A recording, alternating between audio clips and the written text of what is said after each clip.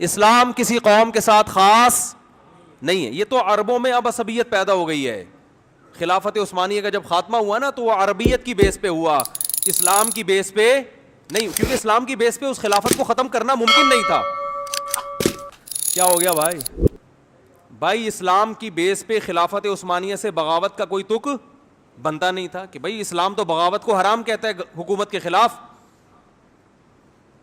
نبی صلی اللہ علیہ وسلم نے فرمایا مسلمانوں کا جب کوئی خلیفہ ہو اس کے خلاف جو بھی کھڑا ہو, صحیح مسلم کی حدیث ہے, اسے قتل کر دو کائن من کان, جو بھی ہو, کتنا نیک, چاہے عربی ہو, چاہے اجمی ہو, چاہے بہت کیسا ہی ہو, مسلمانوں کا اتحاد پارا پارا نہیں ہونا چاہیے. تو اگر وہ اس بیس پہ خلافت کا خاتمہ ہوتا کہ یہ اسلامی خلافت ہے تو کوئی بھی ساتھ نہیں دیتا. خاتمہ انگریز نے جو کروایا, جو بعض عرب, سب عرب اس میں شامل نہیں تھے, بعض عربوں کو یہ بتایا کہ تم عرب ہو اور حکومت تم پہ کون کر رہے ہیں؟ ترکی. ترکی تمہارا باپ کیوں بنا ہوا ہے؟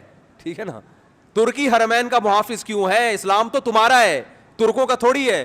حالانکہ 800 سال ترکوں نے اسلام کی قیادت کی ہے, کوئی کم نہیں ہے یہ. 800 سال, جس کو انگریز بھی عظیم عثمانیین کہتا ہے, گریٹ عثمانیین, انگریز بھی کہتا ہے عظیم خلافت. تو اسلام کی بیس پہ یہ, میں نے ایک بہت بڑے عرب عالم سے سنا, شیخ صالح العثیمین رحمہ اللہ تعالی, انہوں نے بیان میں فرمایا کہ عرب اسرائیل کی جنگ میں عربوں کو کبھی بھی فتح, بولو نا, نہیں ہوگی. اس لیے کہ یہ عرب اسرائیل کی جنگ ہے. جب تک اس جنگ کو اسلام اور اسرائیل کا نام نہیں دیا جائے گا اللہ کی مدد نہیں آئے گی. مسلم اسرائیل کی جنگ کہو گے تو مدد آئے گی. اللہ نے عربوں کی مدد کا وعدہ نہیں کیا. اگر اللہ نے عربوں کی مدد کا وعدہ کیا ہوتا تو اللہ محمد صلی اللہ علیہ وسلم کے مقابلے میں جو عرب لڑ رہے تھے وہ زیادہ تھے, میجورٹی میں تھے. ادھر جو عرب تھے وہ اقلیت میں تھے نبی کے ساتھ, ادھر عرب میجورٹی میں تھے. اللہ ان کی مدد کرتا, ابو جہل کی مدد کرتا, عتبہ ابن ولید کی مدد کرتا, ابو لہب کی مدد کرتا اللہ تعالیٰ. آپ صلی اللہ علیہ وسلم تنہا اور آپ کے ساتھ اکیلے ابو بکر. تو بتاؤ, 2 عرب اس طرف, باقی سارے, بولو نا, اس طرف. مدد کی ان 2 کی نا. اس کا مطلب اللہ نے عربوں کی مدد کا وعدہ, بولو نا بھائی, نہیں کیا. کس کی مدد کا وعدہ کیا ہے؟ مسلم کی, اسلام کی, جو قرآن پر ایمان لائے گا اور اللہ کے نبی پر ایمان لائے گا. اس کے لیے عربی ہونا ضروری نہیں ہے. تو اسلام کی جو دعوت ہے وہ کسی قوم کے ساتھ خاص نہیں ہے. مجھے وہ حدیث بڑی پیاری لگتی ہے, حضرت سلمان فارسی رضی اللہ تعالی عنہ, جو فارس کے تھے, پرشین تھے, فارسی بولتے تھے. جب ایران پر مسلمانوں نے حملہ کیا ہے, حضرت عثمان کا دور تھا غالباً, حملہ کہاں ہو رہا ہے؟ ایران پر. اور حملہ کرنے والے بڑے بڑے صحابہ, بڑے عشرہ مبشرہ میں بھی اکثریت اس جنگ میں موجود. کمانڈ کرنے والے سلمان فارسی. نہیں آ رہی بات؟ حملہ کس پہ کر رہے ہیں؟ اپنے ملک پہ. کس پر؟ ایران پر. صحابہ نے آپ سے اجازت مانگی کہ آپ ہمیں اجازت دیں ہم اٹیک کریں.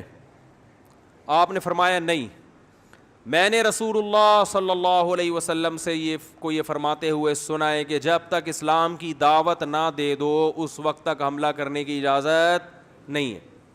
تو حضرت سلمان فارسی اپنی قوم پر حملہ کس کے خلاف ہو رہا ہے؟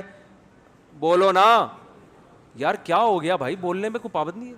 تو میں بھی تو چیخ رہا ہوں نا, تھوڑا سا آپ چیخ لیں. اپنی قوم کے خلاف لڑائی.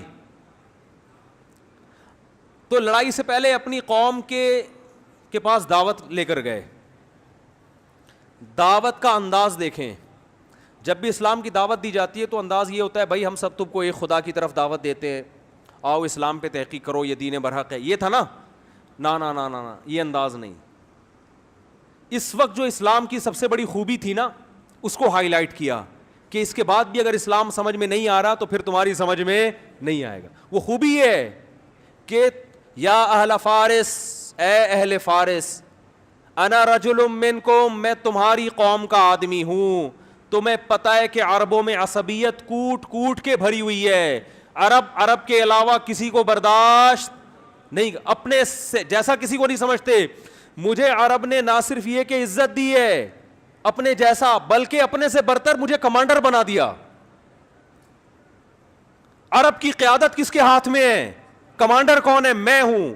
یا اہل فارس, اے اہل فارس, انا رجل منکم, تمہاری قوم کا آدمی ہوں. ترون العرب یطیعوننی, چھوٹی موٹی قوم میری فرما برداری نہیں کر رہی, عرب کو دیکھ رہے ہو کہ تم میری کمانڈ کے تحت لڑ رہے ہیں.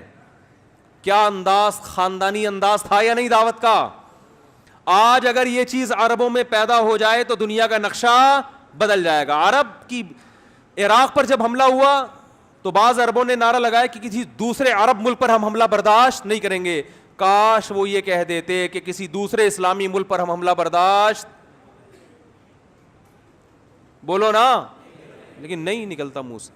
عرب تو بھئی عربوں کی تو مدد کہیں بھی نہیں قرآن میں لکھی ہوئی کہ اللہ کہتے ہیں میں عربوں سے محبت کرتا ہوں. ایک آیت بھی ہمیں ایسی نہیں ملی. یہ جو حدیث ہے کہ عربوں سے محبت کرو اس لیے کہ قرآن عربی, حدیث من گھڑت ہے. ٹھیک ہے, ہم پھر بھی فضیلت کے قائل ہیں کہ اسلام آپ میں پہلے آیا, آپ نے دنیا کی قیادت کی, اس بیس پر ہم عزت دیں گے آپ کو.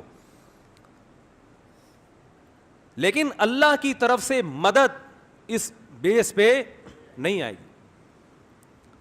جب بنو عباس کی خلافت کا, اسلام میں 2 خلافتیں عربوں کی آئی ہیں اور تیسری خلافت اجمیوں کی. بنو امیہ کی خلافت ختم, پھر بنو عباس کی خلافت جب ختم ہوئی تھی اسلام تباہ ہونے والا تھا, لیکن ترک کھڑے ہوئے اور اللہ نے ان کے ذریعے اسلام کو دوبارہ زندہ کیا. اور یورپ کی آنکھوں میں آنکھیں ڈال کے بات کرتے تھے. اس وقت بیت المقدس محفوظ تھا. ترک خلیفہ سے اسرائیل نے بیت المقدس کی تھوڑی سی زمین مانگی تھی. ترک خلیفہ نے کہا تھا کہ مٹی لے جانے کی بھی اجازت نہیں ہے, زمین تو دور کی بات, یہاں سے مٹی شاپر میں ڈال کے لے جانے کی بھی اجازت نہیں. اس وقت ہم اس قابل تھے کہ آنکھوں میں آنکھیں ڈال کے بات کرتے, اس لیے کہ اس وقت یہ جنگ عرب اسرائیل نہیں تھی بلکہ مسلم اور, بولو نا بھائی, اسرائیل. لوگ کہتے ہیں عرب جو ہے نا اسرائیل کو تسلیم کر رہے ہیں, تو بھائی کرنے دو, عربیت کی بیس پہ کر رہے ہیں, اسلام کی بیس پہ نہیں ہوگا. پاکستان اسلام کے نام پہ بنا ہے, عربیت کے نام پہ نہیں بنا, اس لیے پاکستان ابھی تک اسرائیل کو تسلیم نہیں کر رہا ہے اور انشاءاللہ نہیں کرے گا. اور اگر حکمران کرنے کی کوشش کریں گے تو ہم کرنے نہیں دیں گے انشاءاللہ. بیس اسلام ہے.